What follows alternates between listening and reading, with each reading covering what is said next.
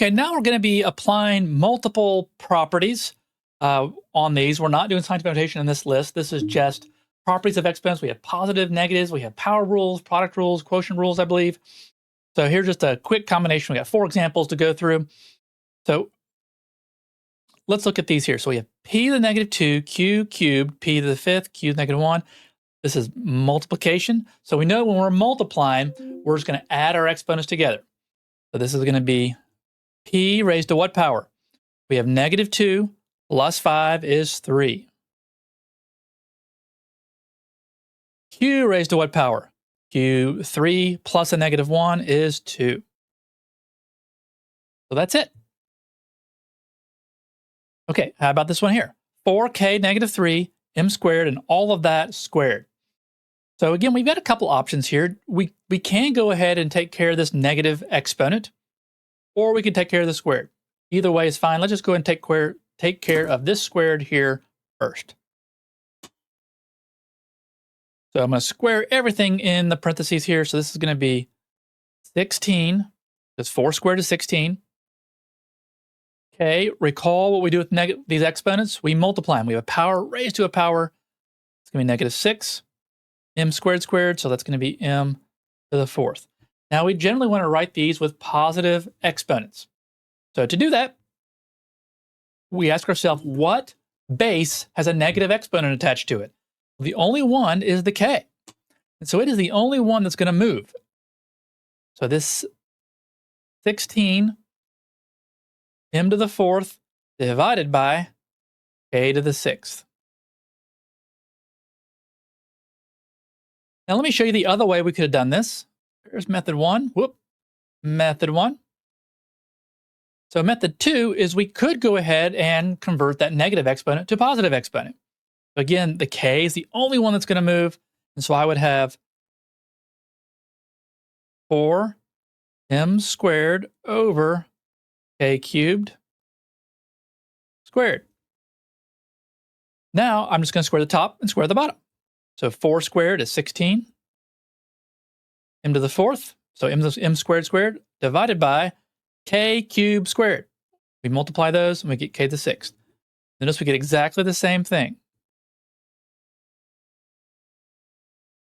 Okay, how about this next one? You've got some options. Almost on all these, you'll have some sort of options. So let's look at this. We can go ahead, if you wanted to, is to go ahead and just subtract our like bases. So this is going to be m to the negative 4 minus negative 2. So let me write that out. Negative 4 minus a negative 2 times n to the 2 minus 5. Now, this is a highly missed problem. Students really struggle with working with signed numbers. So we have negative 4 plus 2 is negative 2. So this is m to the negative 2. N to what? 2 minus 5 is negative 3. Now what are we going to do? Well, both of these are raised to the negative exponent. So they both are going to move to the denominator. So this is understood 1 over m squared n cubed. One way to do this. Let me show you another way that some students find a little bit easier, and I leave it up to you, is we go ahead and convert my negative exponents to positive exponents first, before I start employing some of the properties. Sometimes this is just a little bit easier with the arithmetic.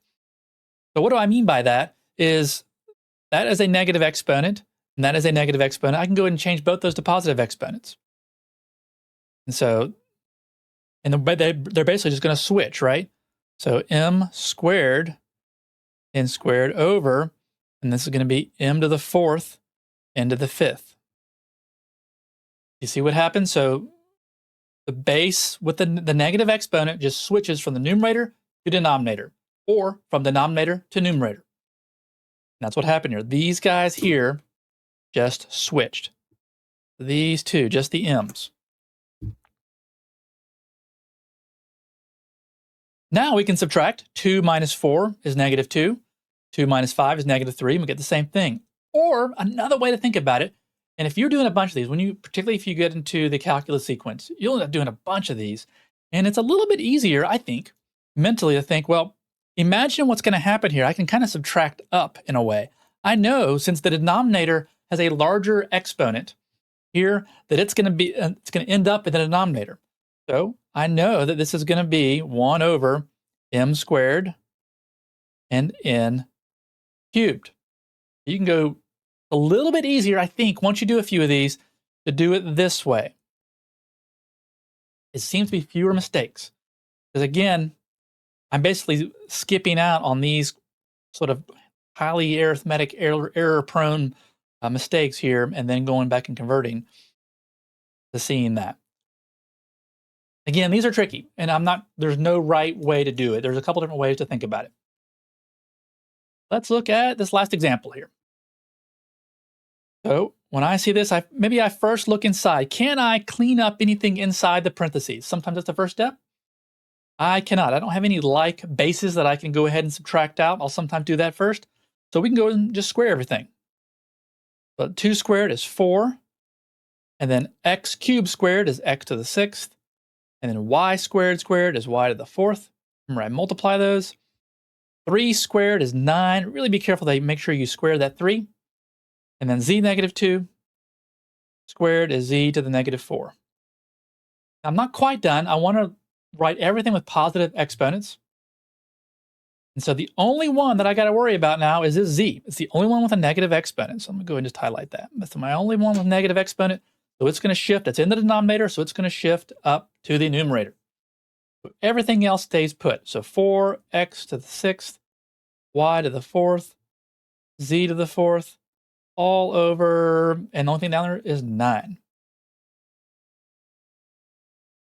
Now, there are instances where you want to leave things as negative when they're on the same line. Like, there are times where it makes more sense to leave it this way.